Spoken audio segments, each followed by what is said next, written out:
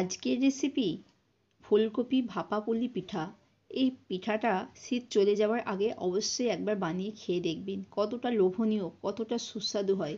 যারা মিষ্টি পছন্দ করেন না তারা এই পিঠাটা অবশ্যই একবার বানিয়ে খাবেন। খেয়ে আমাকে কমেন্টস করে বলবেন কেমন হয়েছে। আর যদি পুরো ভিডিওটা দেখুন, যদি ভিডিওটা ভালো লাগে লাইক কমেন্ট শেয়ার সাবস্ক্রাইব করবেন। যে সকল বন্ধুরা আমার চ্যানেলে এসেছেন তাদেরকে চ্যানেলটাকে সাবস্ক্রাইব করার অনুরোধ করলাম। আমার পিঠাগুলো দেখুন কত সুন্দর হয়েছে, একটাও ভাঙে না। প্রত্যেকটা পিঠা দেখুন, পিঠার লুকগুলো দেখুন কত সুন্দর হয়েছে। এইভাবে অবশ্যই আপনারা একবার বানিয়ে নেবেন। আপনারা দেখছেন Sadia's kitchen with village food. 2 বাটি দিলাম, 3 বাটি জল দিলাম, স্বাদ মতো লবণ দিলাম।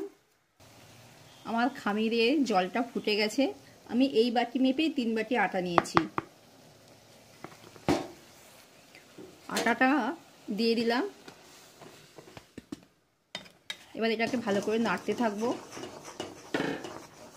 আপনার খামিরটা যত ভালো হবে আপনার পিঠেটা তত সুন্দর হবে।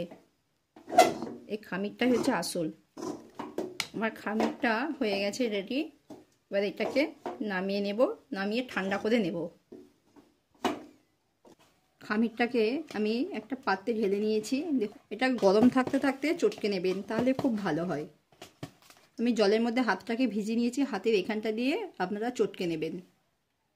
আমি খামিরটাকে মথে নিয়েছি। আমি এখানে ধনে নিয়েছি হাফ চামচ, জিরে নিয়েছি হাফ চামচ, মৌরি হাফ চামচ, গোলমরিচ নিয়েছি আর একটা শুকনো লঙ্কা নিয়েছি। এই মশলাটাকে আমি আগে ভেজে নেব। এই মশলাটাকে আমি ভেজে নিলাম। আমার মশলাটা ভাজা হয়ে গেছে। দেখুন আমার মশলা থেকে কত সুন্দর একটা ফ্লেভার বেরিয়েছে। এই সুঘ্রাণটা যখন আসবে আপনারা বুঝবেন যে এবার মশলাটা ভাজা হয়ে গেছে। এবার আমি নামিয়ে নেব। আমি একটা কড়া বসিয়ে দিয়েছি, ওর মধ্যে সাদা তেল দেব। যে মিডিয়াম সাইজের একটা পেঁয়াজকে কেটে নিয়েছিলাম সেটাও দিয়ে দিলাম। পেঁয়াজটা দিয়ে আমি ভালো করে নাড়বো। আমার পেঁয়াজের কালারটা হালকা বাদামি এসে গেছে। এবার ওর মধ্যে আমি হাফ চামচ রসুন বাটা দিলাম।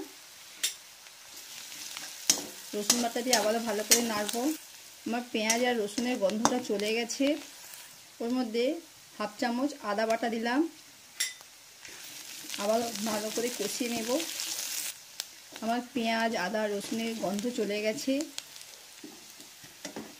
এবার আমি আগে থেকে নুন আর হলুদ দিয়ে ফুলকপি মটরশুঁটি আর আলুটাকে সেদ্ধ করে রেখেছিলাম দিয়ে দেব। আগে কপিটাকে দেব, এটাকে ভালো করে একটু কষিয়ে নেব। তাই এইভাবে একটু ভালো করে ফুলকপিটা দিয়ে কষিয়ে নেবেন। মিডিয়াম সাইজের আলুকে আমি সেদ্ধ করে নিয়েছি নুন হলুদ দিয়ে, সেটাও দিয়ে দিলাম। আরও নাড়তে থাকবো। চিলি ফ্লেক্সটা দিয়ে দিলাম। চিলি ফ্লেক্সটা দিয়ে আবারও নাড়তে থাকবো। যে মশলাটা আমি ভেজে নিয়েছিলাম সেই মশলাটাও দিয়ে দিলাম। আবারও ভালো করে নাড়তে থাকবো। আমি নুন হলুদ দিয়ে সেদ্ধ করে নিয়েছিলাম, অল্প লবণ দেব, লবণটা আমার কম হয়েছে। আবারও ভালো করে নাড়তে থাকবো। আপনারা এই সময় গ্যাসের ফ্লেমটাকে মিডিয়ামে রেখেই সবজিটাকে ভেজে নেবেন।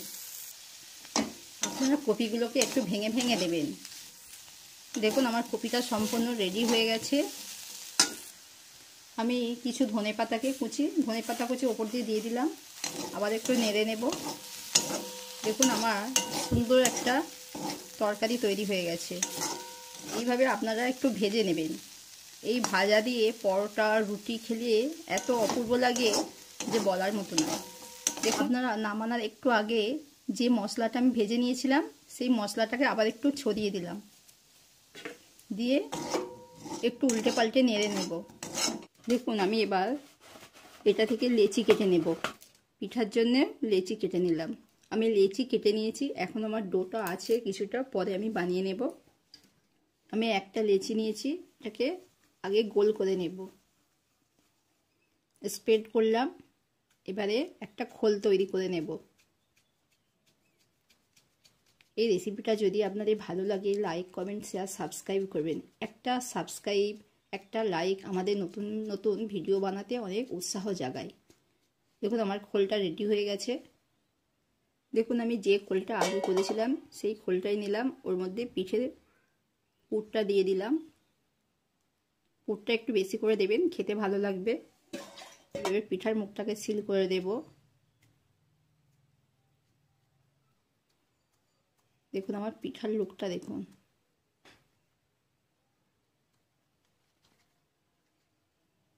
এবার এটাকে আমি নকশা করে দেব। আপনারা চাইলে স্টেজও রেখে দিতে পারেন। আমি একটু সুন্দরের জন্য একটা নকশা করে দিলাম।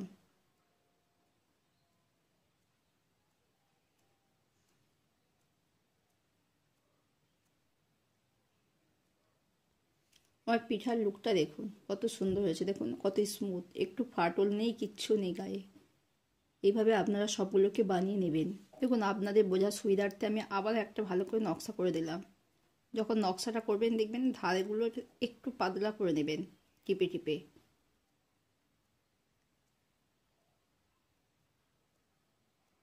আমার পিঠার লুকটা দেখুন শুধু। আপনারা চাইলে এমনিও দেখে দিতে পারেন। পিঠাটা দেখুন একটু ফাটল নেই, কিচ্ছু নেই, কত সুন্দর হয়েছে। আমি হাঁড়ির মধ্যে জল দিয়েছি, একটা মুখে কাপড়, পাতলা সুতির কাপড় বেঁধে দিয়েছি। আমার জলটা ফুটে গেছে। দেখুন আমি পিঠাগুলোকে এক এক করে দিয়ে দেব।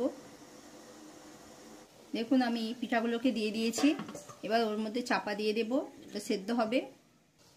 দেখুন আমার পিঠাগুলো সেদ্ধ হয়ে গেছে। পিঠাগুলোকে আমি 10 মিনিট করে সেদ্ধ করে নিয়েছি। যেহেতু এটা কপি দিয়ে সেদ্ধ করা হচ্ছে সেই জন্য আমি একটু বেশি সময় ধরে সেদ্ধ করে নিয়েছি। দেখুন আমি পিঠাগুলোকে এবার তুলে নেব। কত সুন্দর ইজি উঠে পড়ছে দেখুন। কাপড় দিয়ে সেদ্ধ করলেই খুব সহজেই উঠে পড়ে।